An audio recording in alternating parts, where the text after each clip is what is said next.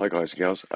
So something that's naffed me off for years with RTS Engine is configuring a new map. Let's say you've modified your basic UI and you go and create a new map, and it creates a new map, obviously, as we all know. So let's do that. Let's go configure new map, right? And there we go. We've got a new map. But our basic UI is a prefab, and the new map, when it creates a new map, it unpacks every prefab. You can see that's not a prefab, look, right? So any changes you then do later on in that basic UI prefab is not going to reflect on this new map. Yes, you could drag in the basic UI prefab, but the minute you do that, and I'm going to show you a couple of things, the minute you do that, let's go into DevTools because that's quite an easy one to show. As you can see, we've got the text mesh holder, text mesh pro holder, for the text in the basic UI. That's part of the menu, right? So these are your buttons. These are the codes that run the buttons for cheating, for like generate your resources, auto build your buildings, and auto construct and stuff like that, or complete tasks. So if you delete that off, you then drag that in, which I'm going to do, right? So I'm going to delete that. Oh no, let's do it the other way. Let's do it one or two ways first. We'll drag that into there. Now we've got that's basic UI1. Now if we reference this here, as you can see, it's in that hierarchy. But if I delete that now, right, it's not going. They're not going to have anything because it's missing, and then you'll get errors when you start up the map. Right, so let's just go back and just create a new. Let's go reset. Okay. No, didn't mean that one. Sorry, my bad. New map. Right. Okay. So another way you could do it is you can go in modules and you delete that off first. The minute you do that though, you still lose those references. So it doesn't matter which way around you do it, you're going to end up going through every time you create a new map, either dragging in your prefab for UI, because any changes you want to do in your prefab, like change on the, say, the basic UI prefab, like change the font color, change the position of one of the windows, anything like that. Every time you do that, you got to go back through the map and reset everything up.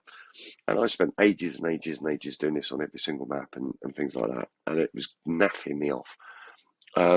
To the point where you only do one map, you get everything dead perfect, and then you can sort of clone it and do whatever. I mean, I was basically resaving an existing map, so I still had those references, and then going through and changing the terrain and all that sort of thing. But even that's a pain in the neck.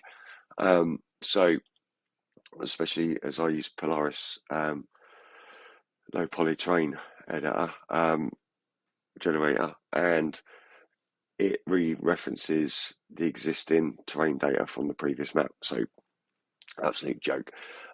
So I did a few changes. So what I'm going to do is I'm going to show you on the code what I did. Took a little bit of research. So this here currently it's these three lines. And when you initiate a game object or prefab, it will just unpack it all completely. You can't change that unless you change the way you initiate that prefab.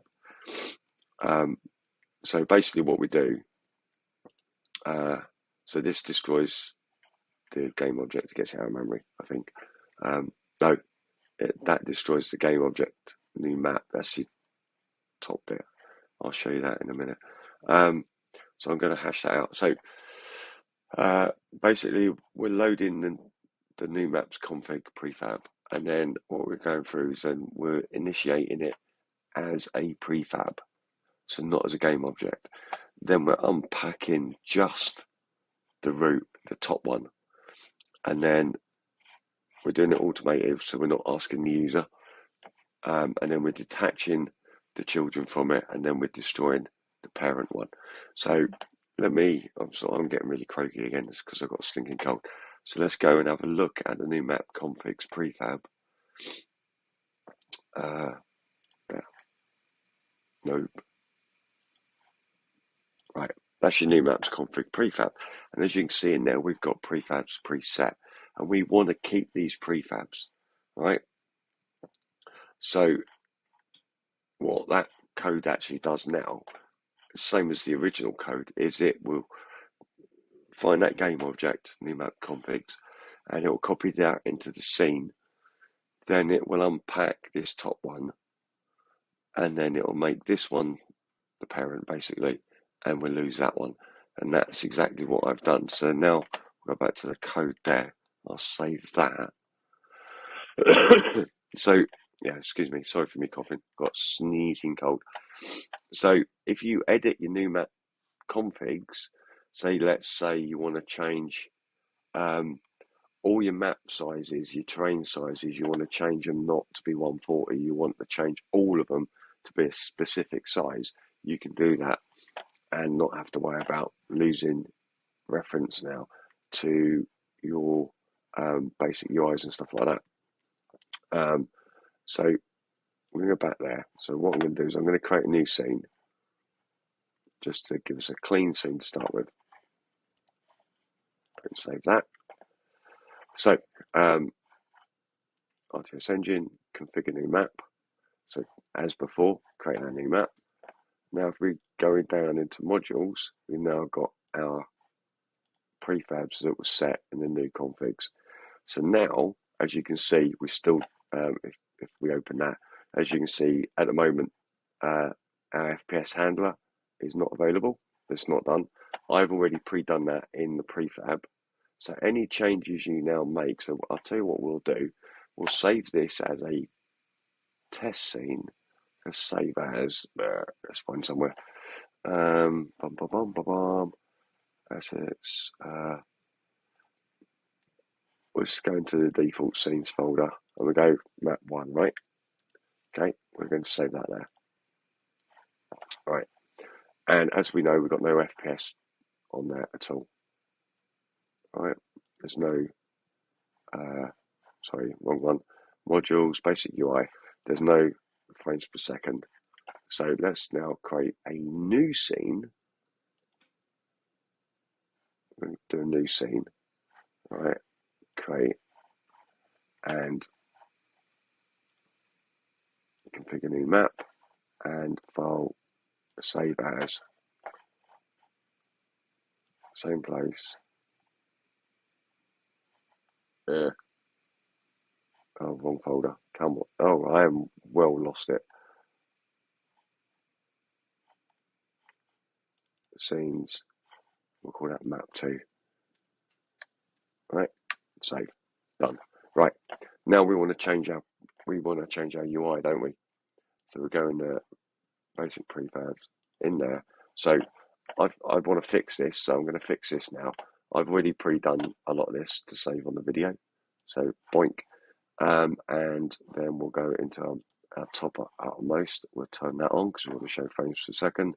We'll grab our text into there. And I'm going to save that prefab. That's the basic UI prefab. There's nothing else. So now we're going to go back to there. Now, if we go to our game manager and our modules, we now have our FPS counter, look, and it's done. Now let's open up scene 1. Oh, I love that. Right, okay. Let's go down there then. Let's go find it. Open map 1. And look, map 1's already got our FPS counter. Doesn't that save a lot of messing around? Hopefully you guys find that helpful. I will put that code snippet up with the link with this video, so you can change that and edit it yourself. But yeah, that can work for everywhere else. And I'll show you quickly what else, because I have the mobile tools. So modules, mobile controls, configure new map scene. At the moment, it does exactly the same in here. Unpacks a prefab. Now I'm going to go to mine. Every time I create a new mobile map, I have my mobile controls and I have all my other prefabs for the mobile controls. There you go. Hopefully you find out. Oh, look, 10 minutes. That's a short one. All right. Have fun.